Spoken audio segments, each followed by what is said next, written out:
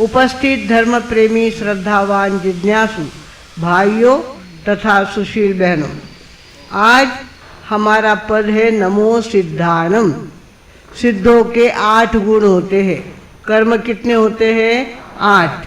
ज्ञानावर्णीय, दर्शनावर्णीय, वेदनीय, मोहनीय, आयुष्य, नाम, गोत्र और अंतराय। 8 कर्म जिनके पूरे साफ हो जाते हैं वो सिद्ध बन जाते हैं।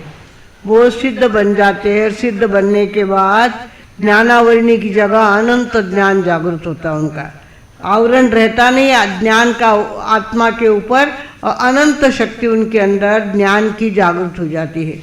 अनंत ज्ञान, अनंत दर्शन। उसके बाद ज्ञानावरणीय, दर्शनावरणीय। उसके बाद कौन सा है? वेदनीय।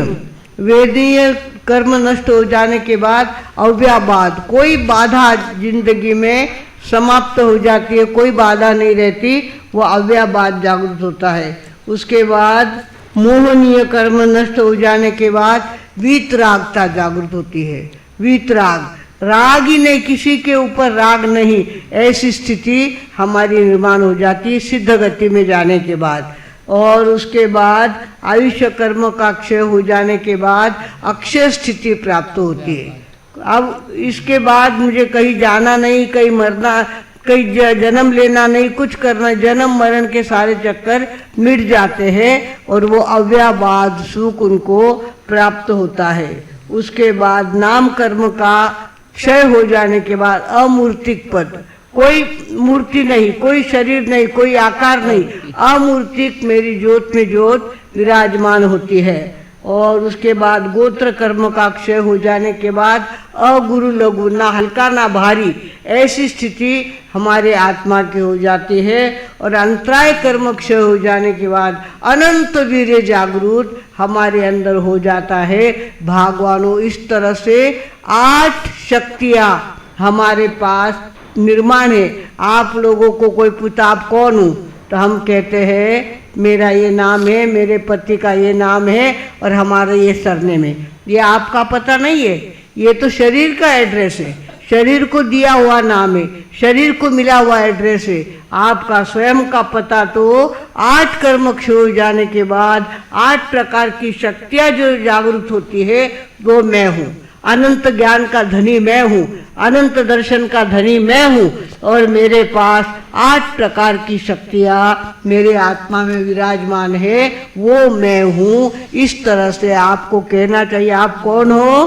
तो कहना चाहिए अष्ट शक्ति के धारक हम सिद्ध रूप में निर्माण होने वाले कौन है? शुद्धात्मा, सिद्धात्मा है। तो तब हम गाते हैं ना रोज प्रतिक्रम के अंदर, सकल कर्म टाल वश कर लियो काल, मुगति में रैया माला आत्मा को तारिये, देखत सकल भाव आए जगत राम, सदाई क्षायिक भाव भय अविकार्ये, अचल अटल रूपावे नहीं भवगु, पानुपसरूप पैसे सिद्धदाये, कहे तति लोकरीक बताओ वास प्रभु, सदाई उगंते सूर वंदना हमारे प्रभु, सदाई आथमते सूर वंदना हमारे। सकल कर्म टाल वश कर लियो काल, सभी सारे कर्म नष्ट कर दिए और काल पर हमने क्या मिला ली? विजय मिला ली। राजा, दुनिया के राजा बन के बैठे। सिद्ध गति में जाना यानी दुनिया की शक्ति हमारे पास जागरूक है और हम ऊपर आके पहुंच गए हैं। इस तरह का संदेशा नमो सिद्धानंद के रूप में देते हैं। हमारे यहाँ पे 15 प्रकार के सिद्ध बताए हैं। कितने? 15 प्रकार के तीर्थ सिद्धा अतीर्थ। ऐसा मत समझो कि जैनियों में सिद्ध होते हैं। अतीर्थ जिन्होंने अजैन धर्म स्वीकारा है, जो जैन नहीं है, उनके भी सिद्ध होने वाले जीव होते हैं। तीर्थ सिद्धा, तीर्थंकर सिद्धा, अतीर्थंकर सिद्धा, स्वयं बुद्धि सिद्धा, प्रत्येक बुद्धि सिद्धा, बुद्ध बोधित सिद्धा, स्त्रीलिंग सिद्धा, पुरुष स्त्रियाँ भी सिद्ध होती है, पुरुष भी सिद्ध होते हैं और नपुंसक भी सिद्ध होते हैं। तो इस तरह से भगवानों हमें 15 प्रकार के सिद्ध हमारे यहाँ माने गए हैं। ये सिद्ध की स्तुति करना यानी अपने आप को सिद्धि का रिजर्वेशन करना, हमारी सिद्ध गति का रिजर्वेशन करना यानी सिद्ध की भक्ति करना। आज आपको नमो सिद्धानम, ओम ह्रीम श्रीम नमो सिद्धानम ऐसा जाप करो तो बहुत अच्छा है, नहीं होता है तो नमो सिद्धानम। इसकी कितनी माला फेरनी है? 20 माला फेरनी है। 8 लोग उसका कौशक करना है और 8 वंदनाएं भी हमें करनी है। भगवानों इस तरह से आज सिद्ध की भक्ति करने का हमारे प्रांगण में दिन आया है। सिद्ध की भक्ति करने से क्या होता है कि आदमी की जो बुद्धि अधोमुखी होती है वो ऊर्ध्वमुखी हो जाती है, अधोमुखी वृत्ति ऊर्ध्वमुखी हो जाती है। चाय हमारी छूटती नहीं थी पर नमो सिद्धानम की साधना करने के बाद चाय लेने की इच्छा ही नहीं होती।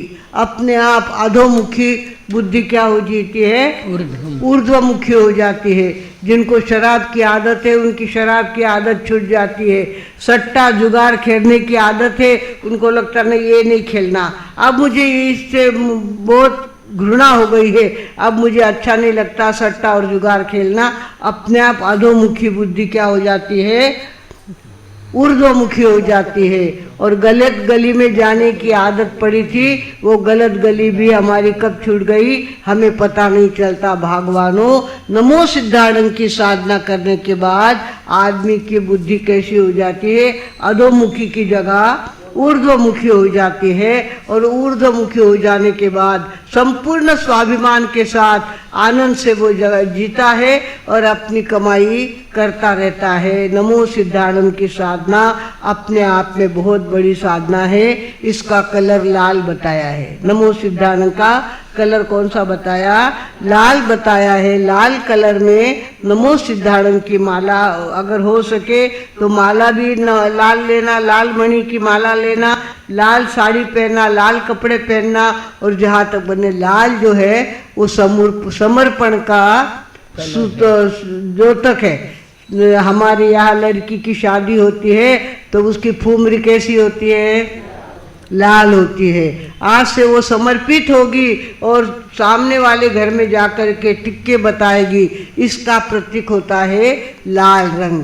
लाल रंग देखो, कुली लोग भी लाल कलर के कपड़े पहनते हैं। हमारे लोग रेलवे स्टेशन पर लाल कलर के कपड़े पहनते हैं ताकि उनमें जोश आवे, पावर आवे। चाहे जितना वजन उनको उठा सकते, चाहे जितने मेहमान आवे और इतना सामान लेके आवे, पर सारा सामान उठाने की ताकत किसमें होती है?